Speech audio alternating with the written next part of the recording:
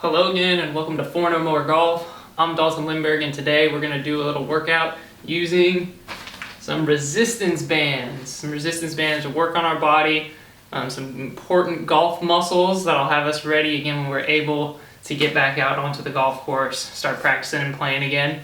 Resistance bands are so useful in order for you to work out at home and very low impact. No risk of real injury as long as you're using them the right way, which is why they're so helpful. The pack that I use is just right off of Amazon. It's like 15-20 bucks. Get it with Prime, get it in 2 days, and go through this workout. If you already have them at home, let's bust them out and feel free to follow along. We're gonna do 4 exercises today. Let's get it going. Before we get started with our first exercise, make sure to hit that subscribe button down below so you get all our new videos when they release, and then check out our online lesson offerings that you can do again from home, from the golf course, send your swings in from wherever you are, and check out that link in the description. So for our first exercise, we're going to use a chair, and we're going to do a sitting hip abduction, working on the outer hips and glutes piriformis. But the goal of this is going to be high reps. All the exercises we do today are going to be high repetition, so you don't need your heaviest resistance band. I'm just using my medium strength one. To start, we're going to make sure we get to the edge of the chair. We're going to keep the posture nice and tall. Slip in on our resistance band just above the knees. Okay, so again, starting nice and tall, and all we're going to do is take the knee and foot and work outward. And again, high repetition. Try to see 12, 15 reps on each side. If you're not really feeling it, you can up that resistance band level, but again, the point here is using a lot of reps in order to feel those muscles working. We can do the other side. Notice how I'm keeping the foot very close to the ground as I move here. Keeping the posture and the core engaged as we go. Just like so. That's number 1. For exercise number 2, we're going to set our chair to the side and go standing, and we're going to do just a standing knee raise to work that hip flexor. So we're just going to throw the resistance band right across the tops of the feet.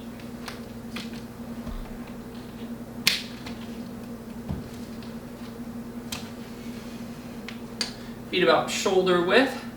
And then while balancing, again, if you need a chair in order to keep your balance while you're doing this, use it. Okay, but hopefully we can learn to be able to engage the core, learn to balance as we do this exercise. We just raise. Trying to get that knee up as high as we can. And again, lots of reps. Lots of reps. Switch to the other side, same thing. You may notice that you actually have difficulty balancing more on the right or the left. It's going to be important for your golf swing to be able to balance each side out and not have a significant weakness on one side or the other. Our brain will force us to be cognizant of any imbalances that we have. So if you have trouble balancing on your right foot, your swing, you probably won't load a lot of pressure into your right foot. If you have trouble balancing on your left foot, it's going to be hard to transfer that weight forward into your left foot if you don't have that stability there. That's why, again, this exercise is great not only for the hip flexors, but to work on the balance as well. Do the feel on the left side. Again, use your chair if you need it. You can see, even for me, the right side's a little bit tougher than the left side. Okay. That's number 2.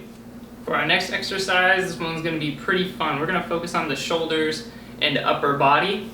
We can call this one, it's kind of like a bow and arrow, drawing back the bow, or starting a lawnmower. It's a pretty fun one. And again, working on the shoulders and upper back is really important. When we get the club up above us, being able to have those muscles to stabilize the club and then move it on the downswing in the way that we would like to is really important. A lot of people struggle with mobility and the flexibility in their shoulders.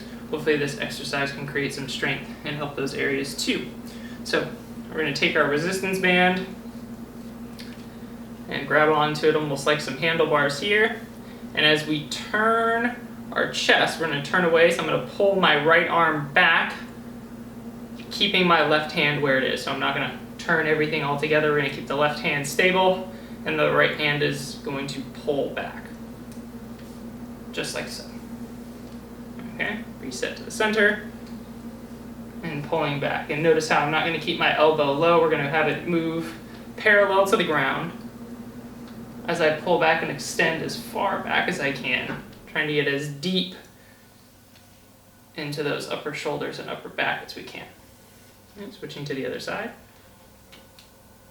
Again, trying to keep that long arm very straight and not coming with you allows you to also work on that side as well. So we're working both sides as we do this exercise, just a little bit of different muscles. More stability on the long arm and strength on the arm that's pulling back. For our last exercise of this video, we're going to work on a little side crunch. Okay, trying to work those, both the abdomen and the obliques. But again, make sure that you're changing the resistance band levels as you need to. You've seen me use the same resistance band throughout. Depending on what exercises I'm doing, I will grab heavier ones or lighter ones. But feel free to mix it up through your different sets after you finish. Again, lots of high reps, 12, 15 reps for each exercise that we're doing with the resistance bands. So for our side crunch, all we're going to do is get our resistance band looped around whatever foot that we're moving away from. Okay, so this one's going to be, you see the resistance band on my right side here. Now I'm going to move the other direction. So all we do is keep the hands close to the side, keeping good posture, and moving this hand down towards the knee. Crunching that side down. These muscles are super important in the golf swing in terms of creating side bend and power in our golf swing. For example, as we start to come into the golf ball, notice how my right side is very compressed here. That's all of those muscles working in order for me to help, again, rotate, transfer energy into the club and golf ball, and also maintain some tilts to help that club get down to the ball. So people who top the ball a lot, again, they're standing very tall as they're moving into the ball. We don't want that to be us. Let's do a few on the other side here. Just loop the resistance band through the foot, get in our posture, and go the other way.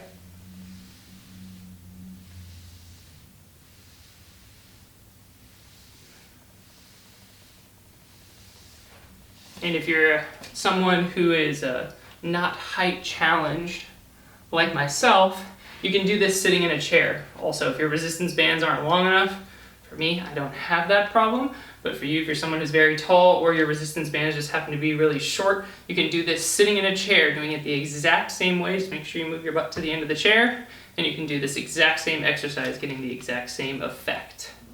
Thank you for watching this video. Make sure to subscribe down below if you haven't already. Hit us in the comments section with any questions you might have, things you want to see, and check out our online lesson offerings through the link in the description. Thank you again for watching. Go get some resistance bands, start working out at home, and hopefully we'll see you again soon with another video.